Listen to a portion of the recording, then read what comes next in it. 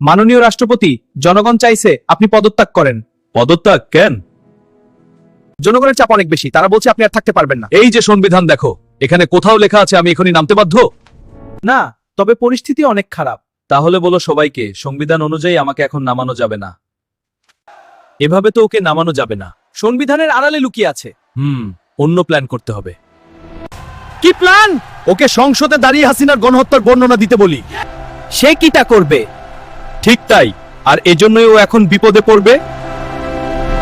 Mister president, আজ আপনাকে সংসদে দাঁড়িয়ে একটি বক্তব্য দিতে হবে। ও বক্তব্য, তা কিসের উপর? আপনাকে হাসিনার গণহত্যার বর্ণনা দিতে হবে। এটা তো আমার কাজ না। According to the constitution, president সত্য ইতিহাস তুলে ধরতে পারেন। ঠিক আছে, আমি বলবো। সেই সময় নিরীহ মানুষ নিহত হয়েছিল। সেই সময় দেখলে সট্ট বলার চেয়ে পট ছেড়ে দেয়া সহজ। সংবিধানের আড়ালে সট্ট লুকানো কঠিন।